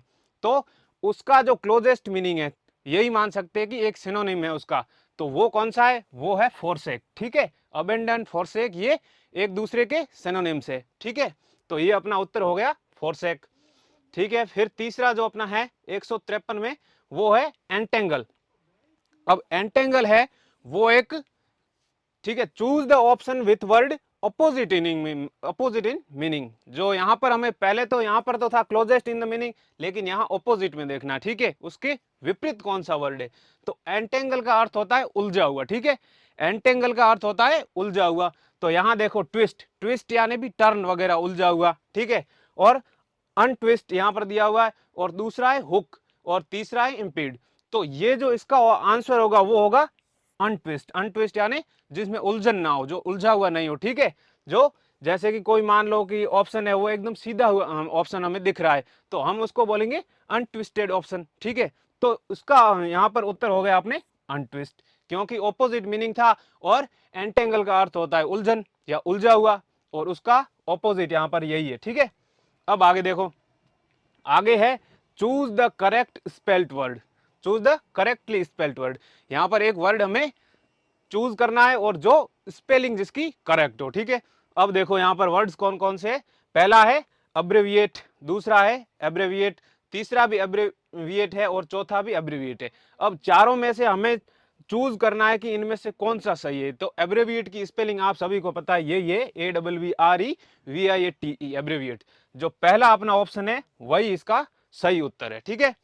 अब आगे देखो, नेक्स्ट क्वेश्चन है person who loves books and reading. यहां पर हमें एक वन वर्ड सब्सटीट्यूशन का एक क्वेश्चन आ गया कि एक पर्सन है, एक आदमी है जिसको बुक्स पढ़ना, और person who loves books and reading, जिसको किताबें और किताबों को पढ़ना बहुत अच्छा लगता है, उस आदमी को इंग्लिश में क्या बोलेंगे। उसके लिए एक वन वर्ड कौन सा है, तो उसके लिए एक वन वर्ड है बिब्लियोफाइल।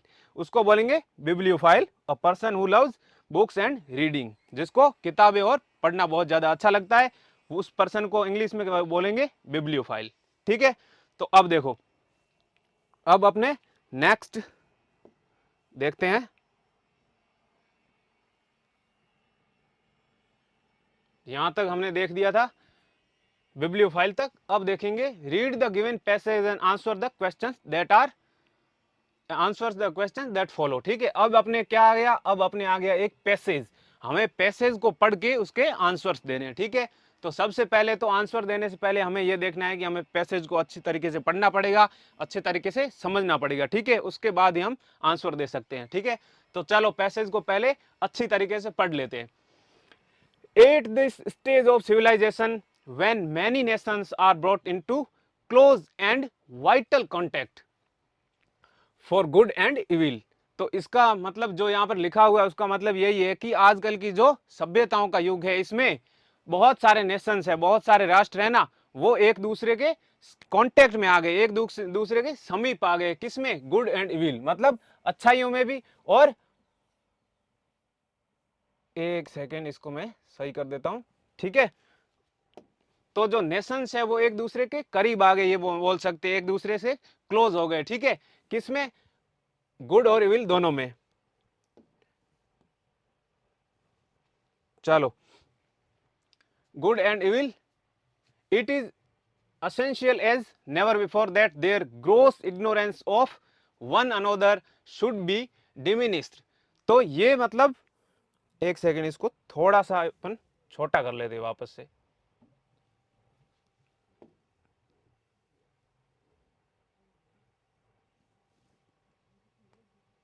अब ठीक है, ठीक है। चलो अब देखते हैं कि कहां तक हमने पढ़ा था। हमने पढ़ लिया था यहां तक, it is essential as never before that their gross ignorance of one another should be diminished. और जो यहाँ पर ये सभ्यताओं का युग चल रहा है, इसमें ये बात असेंशियल महत्वपूर्ण हो गई है, एज नेवर बिफोर, जो पहले नहीं हुई थी। और वो बात कौन सी है, दैट देयर ग्रोस इग्नोरेंस, जो उनकी इग्नोरेंस है, एक दूसरे के प्रति अनभिज्ञता, अज्ञानता है ना, वो of one another should be diminished. और आजकल जो उनकी अज्ञानता है, अनभिज्ञता एक दूसरे के प्रति जो बढ़ गई है, उसको डिमिनिस्ड यानी कम करना है, ठीक है। That they should begin to understand a little of one another's historical experience and resulting mentality. It is the fault of English, ठीक है। तो अब आगे देखते हैं कि that their gross ignorance of another should be diminished, that they should begin to understand a little of one another's historical experience and resulting mentality.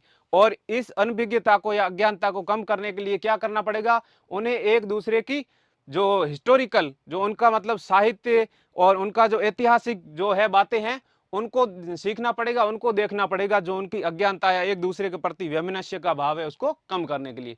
It is the fault of English to expect the people of other countries to react as they do. तो यहाँ पर बात किन की गई, यहाँ पर बात अंग्रेजों की गई है कि ये अंग्रेजों की गलती थी कि उन्होंने सोच लिया कि जैसा वो करते हैं वैसा ही सामने वाले और लोग भी करेंगे।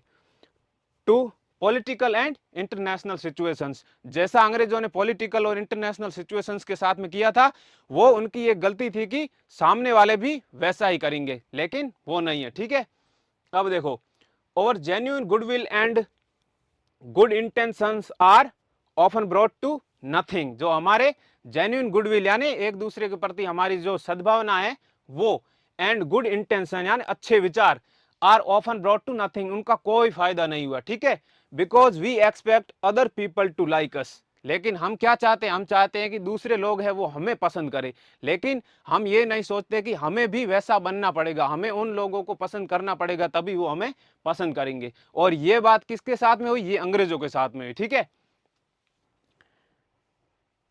We expect people to like us. ठीक है, अब देखो आगे, this would be correct if we know history not essentially in, not necessary in detail but in broad outlines. ठीक है, और ये बात दिस वुड बी करेक्ट, और ये बात सही हो जाती। ठीक है, ये बात सही हो जाती अगर हम not necessary in details but in broad outlines. लेकिन ये बात सही कब होती, जब हमें एक दूसरे की ऐतिहासिक जो भी हमारे ठीक है संबंध वगैरह थे ना, उनके बारे में ज्ञान होता ना, तो ये बातें सारी की सारी सही हो जाती कि लोग एक दूसरे को पसंद करते, जो अज्ञानता है एक दूसरे राष्ट्र के प्रति वो उनकी खत्म होती। ठीक है, और उनके बीच में जो वेवनेस का भाव, अज्ञानता का भाव था वो समाप्त होता। और वो कैसे होता, वो होता कि एक दूसरे की हिस्ट्री को जानकर, एक दूसरे की मतलब कल्चर है उसको जानकर, नॉट नेसेसरी इन डिटेल, जो बहुत ज्यादा डिटेल में जानने की जरूरत नहीं थी, बट इन ब्रॉड आउटलाइंस, मतलब मोटे मोटे रूप से अगर हम एक दूसरे की इतिहास को समझ पाते, एक दूसरे की जो कल्चर है उसको समझ पाते, तो इन बातों की नौबत नहीं आती। Of which the society and political conditions which have given to each nation is present character. ठीक है, तो ये अगर हम जो उनके सोशल संबंध वगैरह थे, ठीक है, उनकी हिस्ट्री थी, उनको अच्छे से समझ पाते, तो ये बातें क्लियर हो जाती है हमारे सामने। जो आजकल है ना वो नेशंस है, जो राष्ट्र है ना, उनको एक प्रेजेंट कैरेक्टर प्रदान करती है। प्रेजेंट कैरेक्टर है उनका जो वर्तमान स्वरूप है ना वो प्रदान करती है, और वो प्रदान कौन करती है, वो करती है सोशल एंड पॉलिटिकल कंडीशंस। ठीक है, सोशल एंड पॉलिटिकल कंडीशंस। अब देखो आगे, अब आ गए हमारे questions. Mentality of a nation according to author is product of, जो राष्ट्र की मेंटेलिटी है, ठीक है, जो राष्ट्र की मेंटेलिटी है अकॉर्डिंग टू द ऑथर, कवि के अनुसार या लेखक के अनुसार जो राष्ट्र की मेंटेलिटी है वो किस बात कौन सी चीज का प्रोडक्ट है, ठीक है, या किस चीज का प्रोडक्ट है। तो ऑप्शन हमारे सामने दिए गए, इसका उत्तर हमें यहीं पे लिखा हुआ मिल जाता है कि the social and political conditions which we have given which have given each nation is its present character. ठीक है, तो इस बात का हमें सीधा सा उत्तर यहाँ पर इसी लाइन में मिल जाता है कि जो नेशंस का जो प्रेजेंट कैरेक्टर है वो किसका प्रोडक्ट है, वो है सोशल पॉलिटिकल कंडीशंस का। ठीक है, अब चलते हैं नेक्स्ट क्वेश्चन की तरफ। ठीक है, और नेक्स्ट क्वेश्चन है हमारा ये। ठीक है,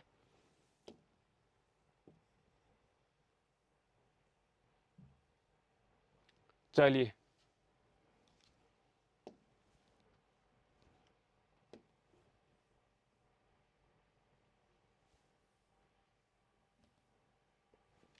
चलो, the need for a greater understanding between Nations, जो नीड है, the need for a greater understanding between nation, जो जो आवश्यकता है ग्रेटर अंडरस्टैंडिंग यानी बहुत ही अच्छे तरीके से एक दूसरे को समझने की, किनके बीच में, नेशंस यानी राष्ट्रों के बीच में जो आवश्यकता है एक दूसरे को अच्छे तरीके से समझने की, तो वो क्यों है, it is more today than ever before, वो आज है जितनी पहले नहीं थी। ठीक है, was more there in the past, लेकिन वो बहुत ज्यादा नीड थी, कब, पास्ट में थी या आज वो नीड है। ठीक है, इज नो लॉन्गर देयर, लेकिन इसकी अब कोई जरूरत नहीं है इन राष्ट्रों के बीच में अच्छे संबंध होने की या एक दूसरे को अंडरस्टैंड करने की। और जो अपना डी है ऑप्शन, उसमें लिखा हुआ हैज नेवर बीन देयर, और वो कभी नीड थी नहीं क्योंकि उनके संबंध अच्छे से थे।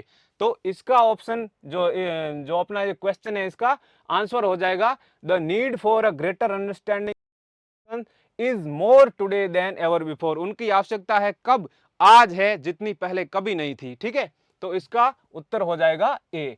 ठीक है, इसका उत्तर हो जाएगा अपना,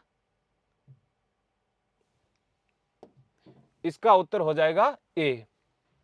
अब देखो next question, genuine in the passage means, genuine का अर्थ क्या है? जेन्युइन का अर्थ यहां पर दिया गया है रियल, सच्चा, सही, जिसको बोल सकते हैं ना वास्तविक, वो ये जेन्युइन। ठीक है, तो जेन्युइन का ये एक सिनोनिम्स हो गया, पर्यायवाची हो गया। ठीक है, चलो चूज द करेक्ट अल्टरनेटिव। ठीक है, अब यहां पर हमें एक अल्टरनेटिव चूज करना है और सही से एक अपने को ऑप्शन चूज करना है। तो यहां पर पहले तो ब्लैंक दिया गया और उसके बाद में लिखा हुआ car must be insured, car must be insured. इसके आगे हमें कौन सा आर्टिकल यूज करना है? ए यूज करेंगे, एन यूज करेंगे, द यूज करेंगे, या फिर डिटरमिनर ऑल का यूज करेंगे। तो यहां पर सबसे पहले देखते हैं कि कार के आगे एन लगा नहीं सकते। ठीक है, एन लगा नहीं सकते। ठीक है, उसके बाद में द, तो यहां पर कार मस्ट बी इंश्योर्ड, यहां पर किसी एक स्पेसिफिक कार की बात नहीं हो रही, वरना हम द का यूज कर सकते थे। ठीक है, लेकिन एन का यूज क्यों नहीं कर सकते? क्योंकि ना तो ये वोवेल साउंड से स्टार्ट हो रहा है, ठीक है, और ना ही यहां पर सी में कोई वोवेल हमें दिखाई दे रहा है। और ऑल अगर यहां पर यूज करते तो कार नहीं हो सकता था, यहां कार्स लिख सकते थे हम। तो यहां पर सिंगुलर कार है, तो ऑल का यूज इसके आगे नहीं कर सकते। तो यहां पर हमारा जो ऑप्शन हो जाएगा वो हो जाएगा ए। ठीक है, चलो आगे, everyone expected the same team to win, was winning, won, या फिर will won। ठीक है, तो इसका ऑप्शन हो जाएगा कि सबने, एवरीवन, सभी ने ये एक्सपेक्ट किया था कि सेम टीम है वो जीते। तो इसका उत्तर हमारा हो जाएगा टू विन। ठीक है, फिर आगे है हमारा next question, it it look it took together it, sorry यहां पर थोड़ा सा सही से दिखाई नहीं दे रहा, इट टुक लॉन्गर। अच्छा, इट टुक लॉन्गर और ब्लैंक दिया गया, उसके बाद में आई एक्सपेक्टेड। तो जो एक बात बोल रहा है कोई आदमी की, जो ये काम था या कोई भी जो एक्शन था उसको पूरा होने में it took longer than I expected. तो यहां पर कौन सा देन यूज करना है हमें? यहां पर हमें करना है देन ये वाला। ठीक है, ये वाला तब के मतलब अर्थ में यूज किया जाता है, लेकिन ये होता है के बजाय से, इसके अर्थ में इसका यूज किया जाता है। ठीक है, तो it took longer than I expected, इसने जितना मैंने एक्सपेक्ट किया था उससे ज्यादा इसने समय ले लिया। ठीक है, अब देखो next question, change the following sentences as directed in the brackets. अब देखो next 163, only a coward would say so, और इसको क्या करना है? इसको ट्रांसफॉर्म करना है इनटू नेगेटिव में। ये एक एफर्मेटिव है और इसको नेगेटिव में ट्रांसफॉर्म करना है। तो only a coward would say सो, केवल एक जो कायर होता है ना वो ऐसी बात बोल सकता है। तो इसको हमें नेगेटिव में ट्रांसफॉर्म करना है और उसका आंसर क्या होगा? Not even a coward would say so, या फिर none but a coward would say so, या फिर हो गया a coward would only not say so, या फिर नो कवर्ड वुड से सो। तो इसका अर्थ हो जाएगा none but a coward would say so. ठीक है, और कोई नहीं, केवल एक जो अपना कवर्ड यानी कायर आदमी है वही ऐसी बात बोल सकता है। तो हमने यहां पर इसको नेगेटिव में ट्रांसफॉर्म कर दिया। ठीक है, अब देखो next question, Mohini is more beautiful than Mitali, use positive degree. अब हमें पॉजिटिव डिग्री में इसको यूज करना है, वापस से पॉजिटिव डिग्री बनानी है इसकी। तो Mohini is more beautiful than Mitali, तो कंपेरेटिव डिग्री यहां पर दी गई थी और इसको वापस से हमें पॉजिटिव डिग्री में लाना है। ठीक है, तो पॉजिटिव डिग्री में लाने के लिए चार जो हमारे ऑप्शन है उनमें से कौन सा सही है वो देख लेते हैं। Mohini is not so beautiful as Mitali, Mohini is rather beautiful than Mitali, या Mitali is not as beautiful as Mohini, या फिर है Mitali is as beautiful as Mohini. तो यहां पर अपना आंसर है वो हो जाएगा Mitali is not as beautiful as Mohini. ठीक है, आंसर हो जाएगा Mitali is not as beautiful as Mohini. हमें पता है कि हमें कंपेरेटिव डिग्री में, ठीक है, एज और एज या सो एज इनका यूज करना पड़ता है। ठीक है, ताकि वो हमारी डिग्री है वो सॉरी कंपेरेटिव डिग्री नहीं, पॉजिटिव डिग्री में यूज़ करना पड़ता है, ताकि हमें जो डिग्री ऑफ अपना कंपैरिजन है वो सही से समझ में आए या सही से लिखा जाए उसके लिए। ठीक है, अब देखो next, choose the correct tense. अब हमें यहाँ पर करेक्ट एक टेंस चूज करना है। ठीक है, एक टेंस चूज करना है हमें, और अपना जो यहाँ पर क्वेश्चन दिया गया है वो देख लेते हैं। सबसे पहले तो इनको मिटा देता हूं मैं।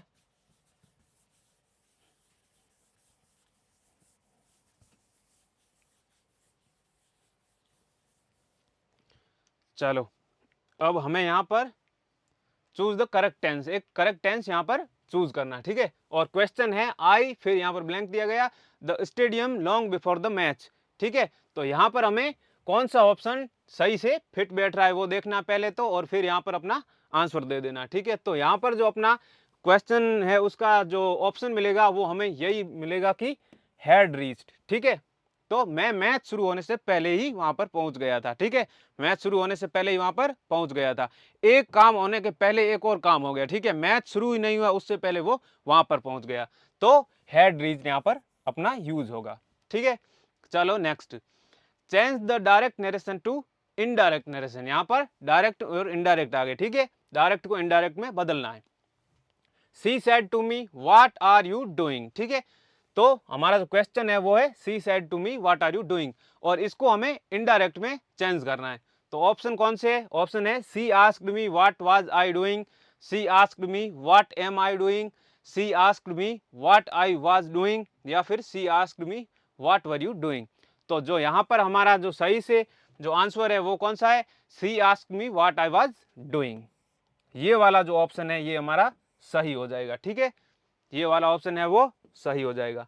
इन दोनों में फर्क क्या है? She ask me what was I doing और she ask me what I was doing में यहाँ पर वाज है वो पहले आ गया, आई से पहले वाज नहीं आना चाहिए था, वाज बाद में आना चाहिए था, और क्वेश्चन मार्क है वो फिर हट जाता है। ठीक है, तो ये ऑप्शन हमारा है वो अपना सही हो जाएगा। Next question, choose the correctly spelled word. यहाँ पर हमें करेक्टली स्पेल्ड वर्ड चूज करना है, कौन सा वर्ड है वो सही से स्पेल्ड किया गया। ठीक है, तो यहाँ पर ऑप्शन है डिजीज, डिजीज, डिजीज या डिजीज। तो जो हमारा जो करेक्टली स्पेल्ड वर्ड होता है डिजीज यानी बीमारी। ठीक है, तो उसका जो सही से उसकी स्पेलिंग है वो कौन सी है? ठीक है, तो उसकी सही से स्पेलिंग होती है DISEASE। ठीक है, ठीक है, DISEASE जो डिजीज होती है ये सही उत्तर है। ठीक है, ऐसे ही क्वेश्चन आएंगे आपके, करेक्टली स्पेल्ड वर्ड आपको चूज करना पड़ेगा, वन वर्ड सब्सटीट्यूशन आएंगे। ठीक है, ऐसे क्वेश्चन आंसर, और डायरेक्ट इनडायरेक्ट में क्वेश्चन आ सकता है, तो सेम आपका फॉर्मेट रहेगा, क्वेश्चन चेंज हो सकते हैं। ठीक है, find one word for the group of words which given below. ठीक है, अब यहां पर एक हमें वन वर्ड वापस से चूज करना है। A person with long experience of any occupation, एक आदमी है जिसको किसी भी ऑक्यूपेशन, किसी भी पैसे व्यवसाय का बहुत ज्यादा नॉलेज हो। ठीक है, बहुत ज्यादा एक्सपीरियंस हो जिसे, तो उसको इंग्लिश में क्या बोलेंगे? जैसे अभी हमने पीछे देखा था बिब्लियोफाइल वाला, वैसे ही नेक्स्ट एक और क्वेश्चन अपने यहाँ पर आ गया है, तो उसको बोलेंगे वेटरन। ठीक है, उसको बोलेंगे वेटरन, जिसको बहुत ज्यादा अनुभव हो किसी चीज का, किसी ऑक्यूपेशन का। ठीक है, चलो अब नेक्स्ट,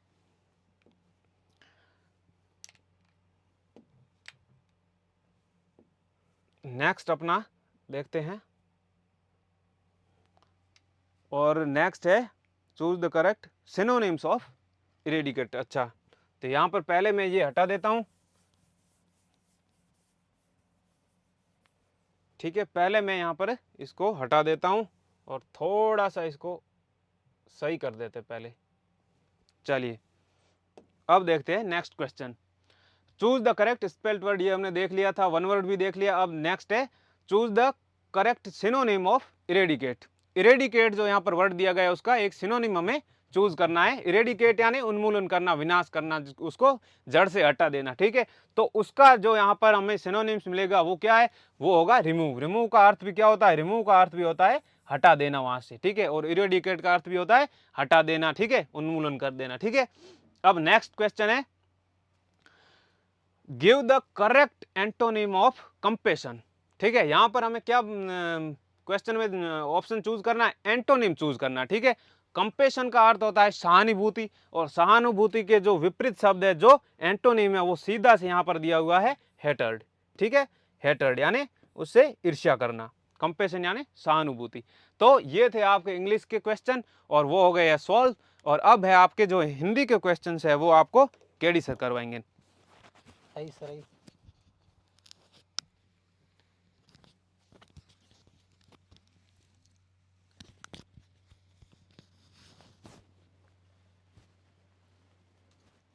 हेलो दोस्तों, नमस्कार। पेन की थी।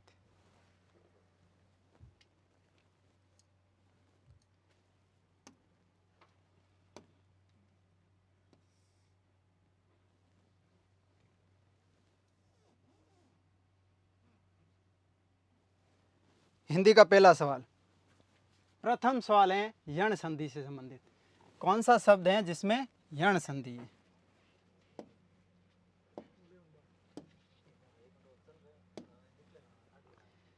किस शब्द में यण संधि है? शीत ऋतु, शीत प्लस ऋतु, इसमें गुण संधि हो जाएगी। क्या होगी? गुण संधि हो जाएगी। षडानंद, सट प्लस आनंद, इसमें व्यंजन संधि हो जाएगी। महादय, महा प्लस उदय, महा प्लस सॉरी महा प्लस उदय, ये महोदय शब्द गलत लिखा हुआ, महोदय होगा। ठीक है। और गुरुआज्ञा, गुरु प्लस आज्ञा, इसमें यण संधि हो जाएगी। ठीक है, करेक्ट आंसर हो जाएगा सी। अपना उत्तर कौन सा सही हो जाएगा? सी, गुरु प्लस आज्ञा। दूसरा सवाल 172।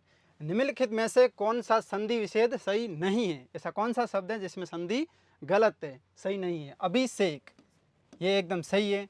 राम प्लस अयन, इसमें व्यंजन संधि है, ना का ना हो जाएगा और रामायण हो जाएगा। ठीक है। विषम, विषम भी सही है, यह स हो जाएगा संधि होने के बाद, इसमें भी यह स हो जाएगा संधि होने के बाद।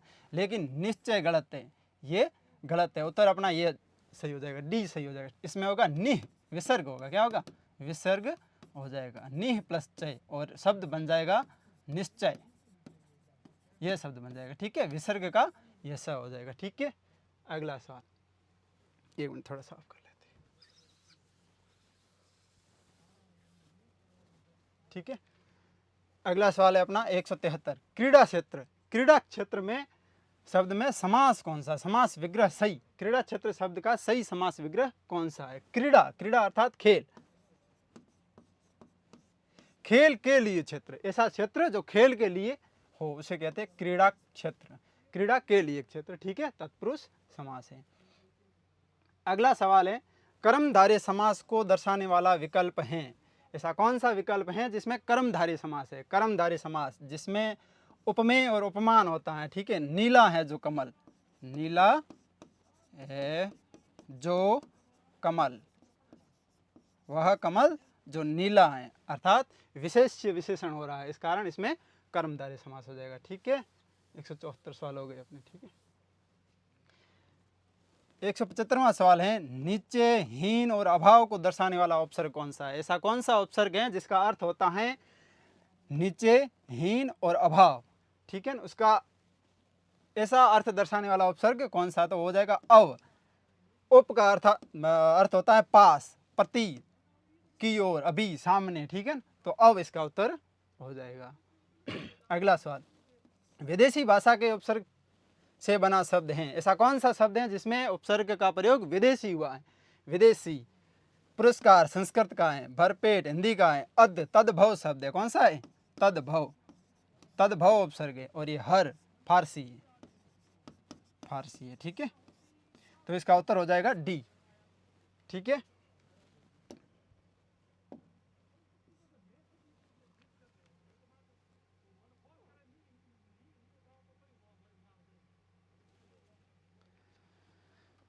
एक 177 भाववाचक तदित प्रत्यय,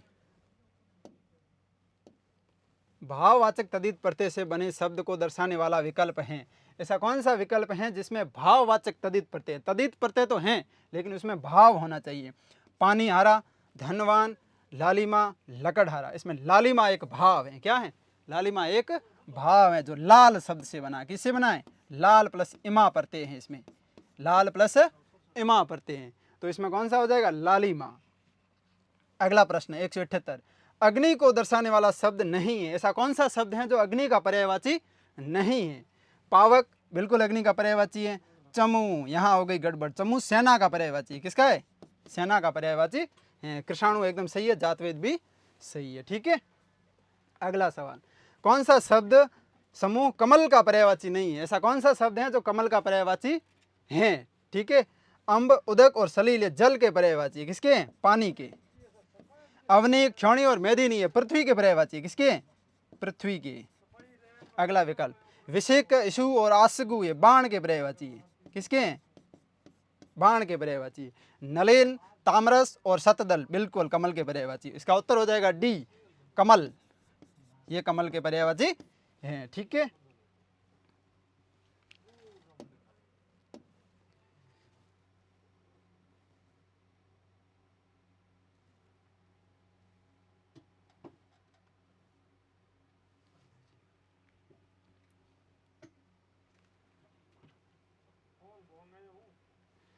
अशुद्ध वाक्य कौन सा है? ऐसा कौन सा वाक्य है जो अशुद्ध है? वृक्ष पर कौवा बोल रहा है, बिल्कुल एकदम शुद्ध वाक्य है। वृक्ष पर कौवा बोल रहा है, शुद्ध है।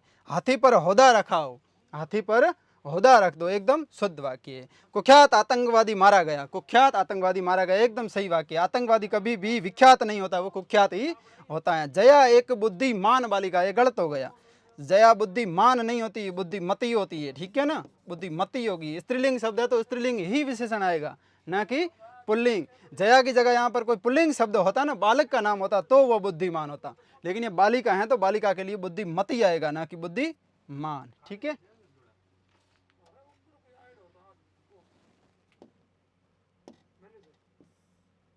अगला सवाल,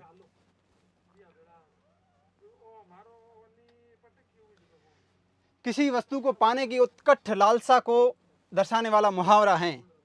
ऐसा कौन सा मुहावरा है जिसका अर्थ है कि वो उत्कट लालसा को दर्शा रहा है? तो कौन सा होगा? आंख में गड़ना। ठीक है ना, आंख में गड़ लेते हैं जो उत्कट लालसा होती है ना, वो। कोस कोस पर पानी बदले और 4 कोस पर बोली। ठीक है ना, बोली हो जाएगा। क्या 187 का उत्तर हो जाएगा बोली, इसका उत्तर हो जाएगा ए। ठीक है ना, निम्नलिखित में से अशुद्ध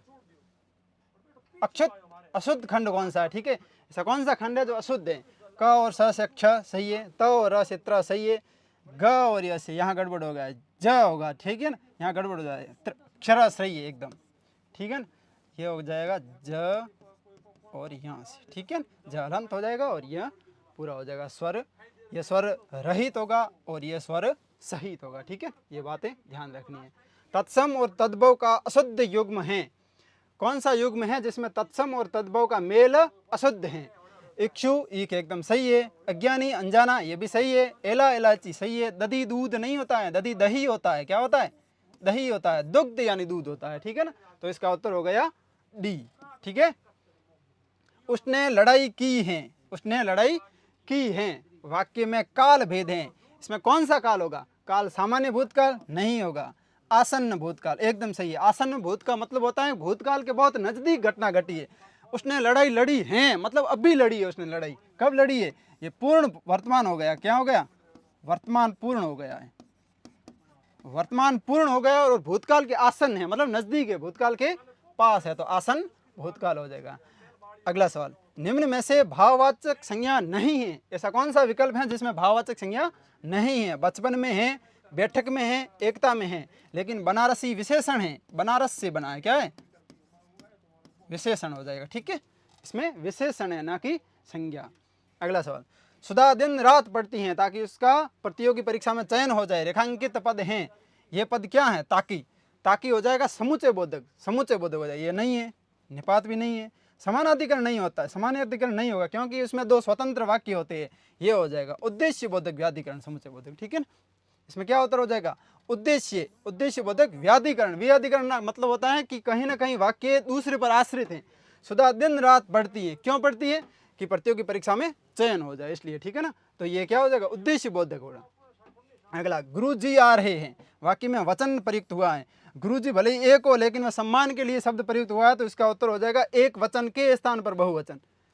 गुरुजी आ रहे हैं, गुरुजी एक है, लेकिन उसका प्रयोग बहुवचन के रूप में हो रहा है, तो एक वचन के स्थान पर बहुवचन का प्रयुक्त हो रहा है। ठीक है ना। अगला सवाल, स्त्रीबोधक प्रत्यय से निर्मित शब्द नहीं है, ऐसा कौन सा शब्द है जिसमें स्त्रीबोधक प्रत्यय नहीं है? लेखिका एकदम शुद्ध शब्द है, पड़ोसिन भी शुद्ध है, बहनों यहाँ पर गड़बड़ है, लेकिन भवदिया होगा। क्या होगा? भवदिया होगा, ना कि भवद्य। भवद्य तो पुल्लिंग के लिए होगा ना, यहाँ भवदिया होगा। ठीक है ना। अगला सवाल, निम्न में से अशुद्ध पर्यायवाची समूह हैं, ऐसा कौन सा पर्याय समूह है जो अशुद्ध है? ठीक है ना। निशी, रजनी और यामिनी रात के पर्याय हैं। अशुद्ध पूछा है ना, ठीक है। सुधांशु, हिमांशु और शशांक चंद्र के पर्यायवाची किसके हैं? चंद्रमा के। ठीक है। अमी, पीयूष और सुधा अमृत के पर्यायवाची किसके हैं? अमृत के, एकदम सही है। नीरज, वारिज और जलद, यहाँ गड़बड़ हो गया। नीरज और वारिज दोनों कमल के हैं, लेकिन जलद किसका है? जलद बादल का है। जलद मतलब जल को देने वाला, जल को देने वाला तो बादल हो जाएगा, और जलज हो जाएगा ना, वो कमल हो जाएगा। ठीक है ना। इस बात को अपन को ध्यान में रखना है। निम्न में से अशुद्ध विपरीतार्थी समूह हैं, ऐसा कौन सा समूह है जो अशुद्ध है?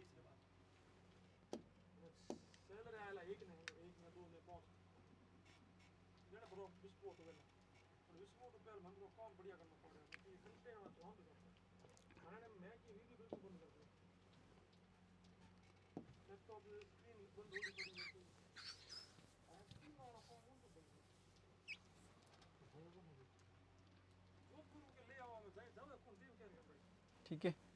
निम्न में से अशुद्ध विपरीतार्थी कौन सा है? पक्ष का प्रतिपक्ष होता है, सही है। आस्तिक का नास्तिक होता है, सही है। स्वर्ग का नरक होता है, ये भी सही है। सामिस का शाकाहारी नहीं होगा, निरामिष होगा। क्या होगा? निरामिष, निरामिष होगा। सामिस का निरामिष होगा, शाकाहारी का मांसाहारी होगा। क्या होगा? मांसाहारी होगा। ठीक है ना। ये विकल्प गलत हो गया। पर्वत, रत्न विशेष, सूर्य, सर्प और वृक्ष किस अनेकार्थी के अर्थ है? ऐसा कौन सा शब्द है जिसका अर्थ हो पर्वत, रत्न विशेष, सूर्य, सर्प और वृक्ष? इसका अर्थ हो जाएगा नग। नग का अर्थ होता है कि न गमन करने वाला, ऐसी धातु या पदार्थ जो गमन नहीं करती हो। सूर्य, सूर्य कभी भी विचलित नहीं होता है, एक जगह पर होता है, इसका अर्थ हो जाएगा नग। और नग एक रत्न विशेष भी है, रत्न विशेष जैसे कि नगीना कहते हैं ना, वो हो जाएगा। ठीक है ना। अगला सवाल, शुद्ध वाक्यांश बोधक शब्द नहीं है, ऐसा कौन सा वाक्यांश बोधक शब्द है जो गलत है, अशुद्ध है? जो जीता न जा सके, यहाँ गड़बड़ हो गई, जो जीता न जा सके उसे अजय कहते हैं, ना कि अजय। अजेय, अजय हो जाएगा। ठीक है ना। गोद लिया हुआ दत्तक होता है। ठीक है ना। दत्तक पुत्र कहते हैं। वो आकाश में उड़ने वाला खग पक्षी को कहते हैं, पक्षी का पर्यायवाची है जो आकाश में गमन करता हो। ख कहते हैं आकाश को, ग मतलब गमन करने वाला, आकाश में उड़ने वाले को खग कहते हैं। बिल्कुल। जो गिरा हुआ हो उसे पतित कहते हैं, बिल्कुल सही शब्द है। बुद्धिमान होने का गर्व, बुद्धिमान होने का गर्व अर्थबोधक मुहावरा है, ऐसा कौन सा मुहावरा है जिसका अर्थ हो बुद्धिमान होने का गर्व? अकल का पुतला, इसका अर्थ हो जाएगा अकल का पुतला। लास्ट प्रश्न है अपना 200, कबहू निरामिष होए न कागा, कागा कभी भी निरामिष नहीं हो सकता है। कागे की विशेषता है कि वो आमिष ही होगा, मांस ही खाएगा। तो क्या होगा? दुष्टों की मित्रता शीघ्र समाप्त हो जाए, गलत है।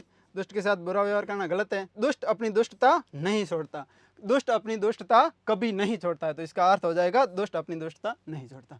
ठीक है मित्रों।